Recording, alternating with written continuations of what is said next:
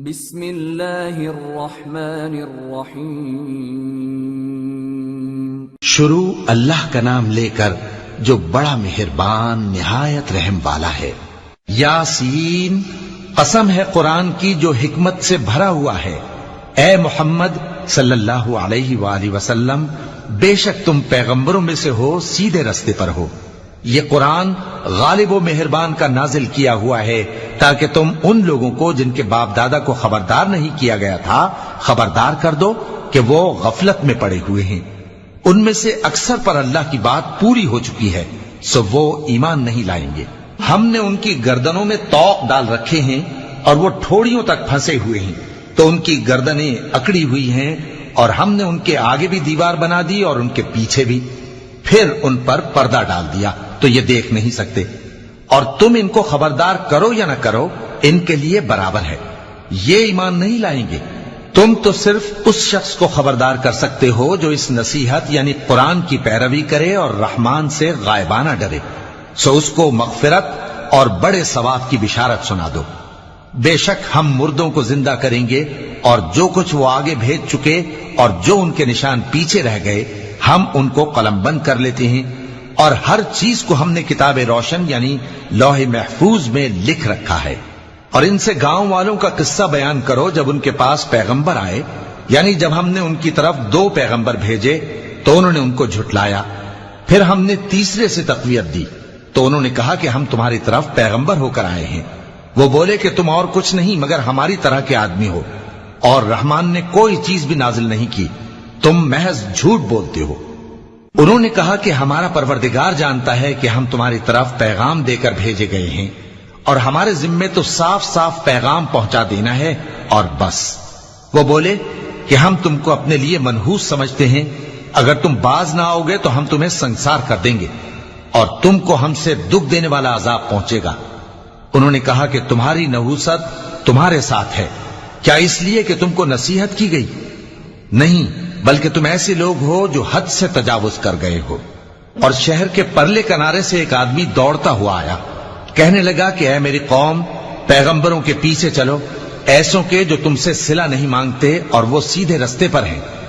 اور میں کیوں اس ذات کی پرستش نہ کروں جس نے مجھے پیدا کیا اور اسی کی طرف تم کو لوٹ کر جانا ہے؟ کیا میں اس کو چھوڑ کر اوروں کو معبود بناؤں کہ اگر رحمان مجھے نقصان پہنچانا چاہے تو ان کی سفارش مجھے کچھ بھی فائدہ نہ دے سکے اور نہ وہ مجھے چھڑا ہی سکیں؟ تب تو میں کھلی گمراہی میں پڑ گیا۔ میں تو تمہارے پروردگار پر ایمان لایا ہوں، سو میری بات سن رکھو۔ حکم ہوا کہ بہشت میں داخل ہو جا۔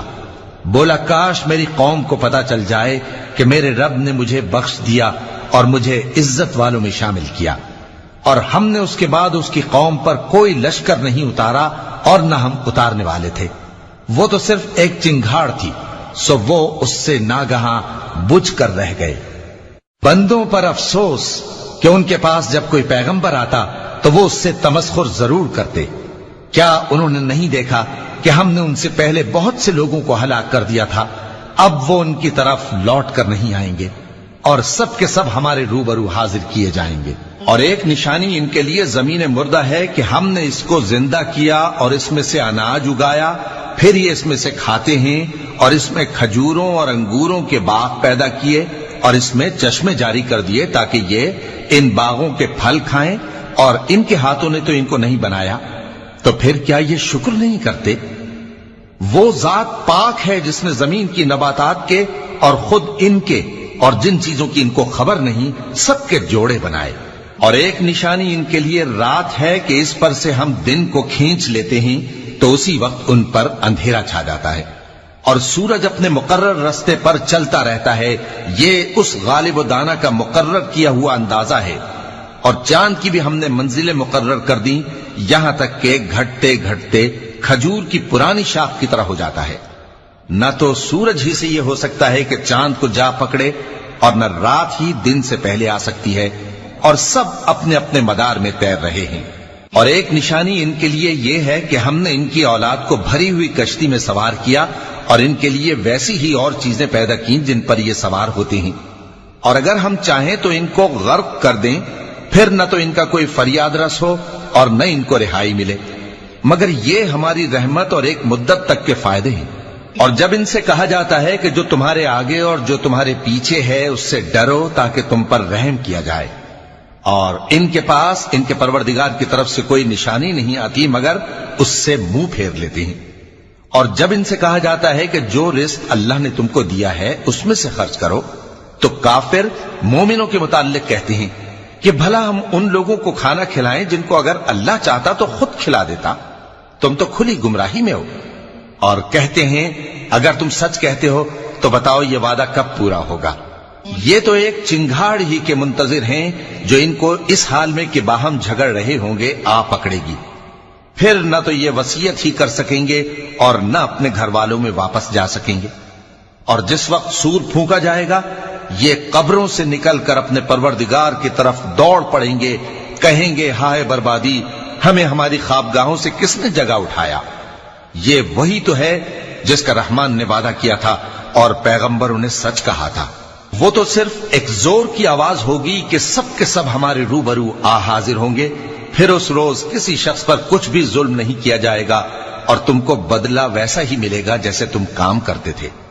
اہل جنت اس روز عیش و نشاط کے مشغلے میں خوش ہوں گے، وہ بھی اور ان کی بیویاں بھی سایوں میں تختوں پر تکیے لگائے بیٹھے ہوں گے، وہاں ان کے لیے میوے ہوں گے اور جو وہ منگوائیں گے ان کو ملے گا، ان کو پروردگار مہربان کی طرف سے سلام کہا جائے گا، اور وہ فرمائے گا کہ گناہ گارو تم آج الگ ہو جاؤ۔ اے آدم کی اولاد، کیا میں نے تم سے کہہ نہیں دیا تھا کہ شیطان کو نہ پوجنا، وہ تمہارا کھلا دشمن ہے، اور یہ کہ میری ہی عبادت کرنا یہی سیدھا رستہ ہے، اور اس نے تم میں سے بہت سی خلقت کو گمراہ کر دیا تھا، تو کیا تم سمجھتے نہیں تھے؟ یہی وہ جہنم ہے جس کے تمہیں دھمکی دی جاتی تھی، جو تم کفر کرتے رہے ہو اس کے بدلے آج اس میں داخل ہو جاؤ۔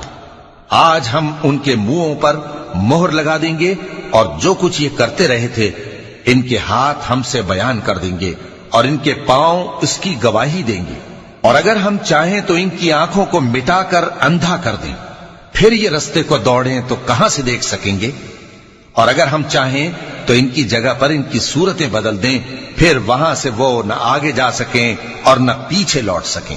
اور جس کو ہم بڑی عمر دیتے ہیں تو اسے تخلیق میں اوندھا دیتے ہیں، یعنی اسے بچپن کی کمزوری والی حالت کی طرف لوٹا دیتے ہیں، تو کیا یہ سمجھتے نہیں؟ اور ہم نے ان کو یعنی اپنے پیغمبر صلی اللہ علیہ وآلہ وسلم کو شعر گوئی نہیں سکھائی، اور نہ وہ ان کو شایع ہی ہے، یہ تو محض نصیحت ہے اور صاف صاف قرآن ہے، تاکہ اس شخص کو جو زندہ ہو خبردار کرے اور کافروں پر بات پوری ہو جائے۔ کیا انہوں نے نہیں دیکھا کہ جو چیزیں ہم نے اپنے ہاتھوں سے بنائیں ان میں سے ہم نے ان کے لیے مویشی پیدا کر دیے اور یہ ان کے مالک ہیں، اور ان کو ان کے قابو میں کر دیا تو کوئی تو ان میں سے ان کی سواری ہے اور کسی کو یہ کھاتے ہیں، اور ان میں ان کے لیے اور فائدے اور پینے کی چیزیں ہیں، تو کیا یہ شکر نہیں کرتے؟ اور انہوں نے اللہ کے سوا اور معبود بنا لیے ہیں کہ شاید ان سے ان کو مدد پہنچے، مگر وہ ان کی مدد کی ہرگز طاقت نہیں رکھتے، اور وہ ان کی فوج بنا کر حاضر کیے جائیں گے تو ان کی باتیں تمہیں غمناک نہ کر دیں۔ یہ جو کچھ چھپاتے اور جو کچھ ظاہر کرتے ہیں ہمیں سب معلوم ہے۔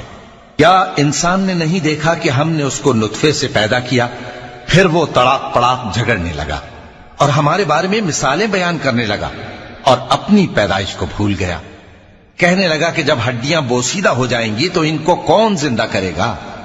کہہ دو کہ ان کو وہ زندہ کرے گا جس نے ان کو پہلی بار پیدا کیا تھا، اور وہ ہر طرح کی تخلیق کو جانتا ہے، وہی جس نے تمہارے لیے سبز درخت سے آگ پیدا کی، پھر تم اس کی ٹہنیوں کو رگڑ کر ان سے آگ نکالتے ہو۔ بھلا جس نے آسمانوں اور زمین کو پیدا کیا، کیا وہ اس بات پر قادر نہیں کہ ان کو پھر ویسے ہی پیدا کر دے؟ کیوں نہیں؟